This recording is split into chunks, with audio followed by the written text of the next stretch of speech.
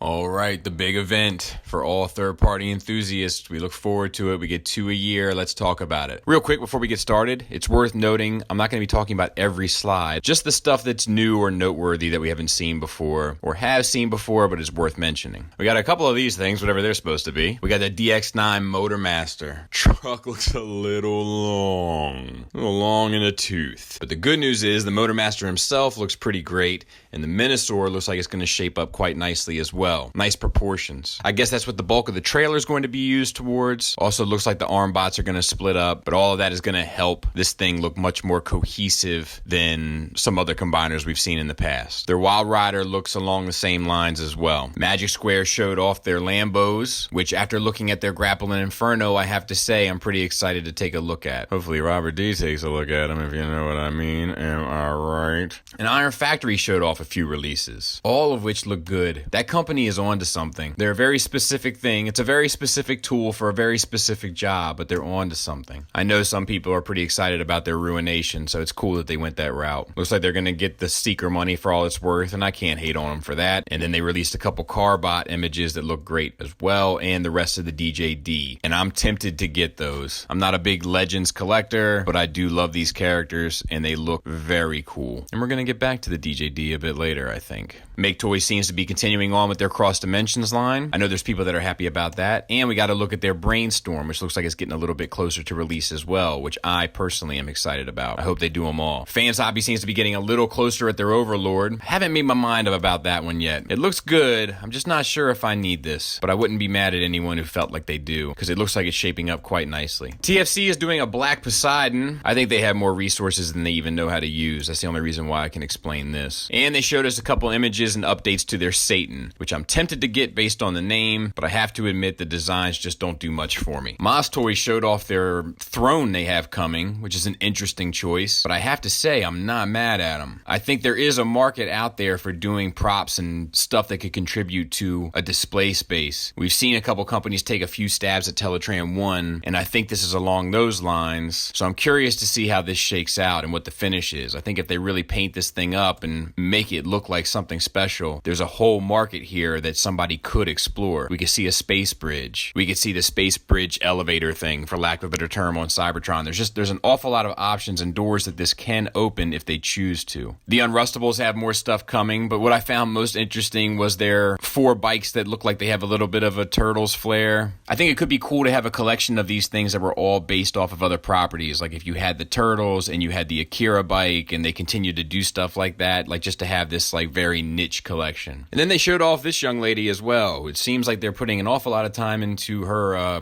development, but I think she looks pretty cool. Planet X lets us know that they're not quite done yet, which is nice to see, especially for people that are committed to that line. It's reassuring to know that they got more stuff coming after their Insecticons. Zeta showed off their last 3 aerial bots, which I think look fantastic. Can't wait for this set to be done. I am very excited about this company and what they have planned in the future, so I'm watching these with great interest. I do hope that they release some alternate head sculpts for the previous releases so that they match that G1 vibe, because these guys seem to match it a bit closer than the previous. And then of course, Fans Toys. Shout out to everybody that did that at the convention. I watched it via Grimlock Graves video and I heard people do it. Brought a smile to my face. But they kind of rocked the world with their Warpath, which looks absolutely fantastic. I love the sculpt work. They have plenty of it. It's that mature but G1 look that I always credit them for sculpt wise. Looking at the transformation, I am like, oh boy, I hope this isn't a nightmare. Like looking at some of the stuff in the legs and whatnot, but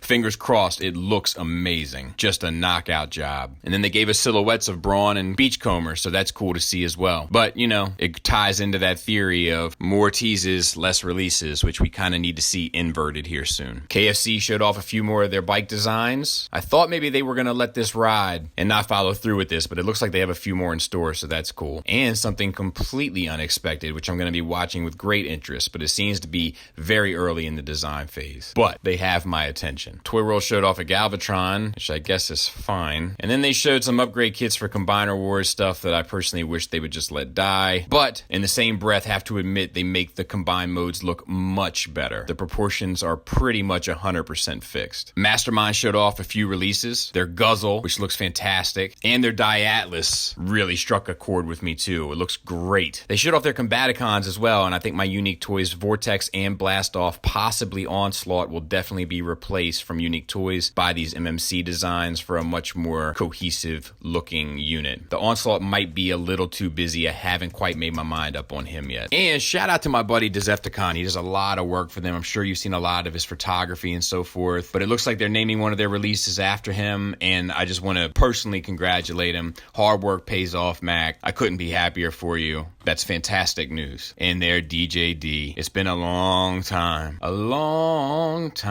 coming, but I know I couldn't be more excited. They look fantastic. It makes me want to do cartwheels. I'm excited like Drake's son when his dad decides to show up. Yuck. Like anyone who isn't American when the World Cup comes on. Like Thanos when he gets the Soul Gem. Excited like when you're on Jerry Springer and you find out you are not the father. Like when you finally kill a fly you've been trying to swat all day. Excited like when I can actually join the Space Force. This is home of Skullface Reviews, where we actually keep everything fair and balanced. Do you think the Democrats are safe?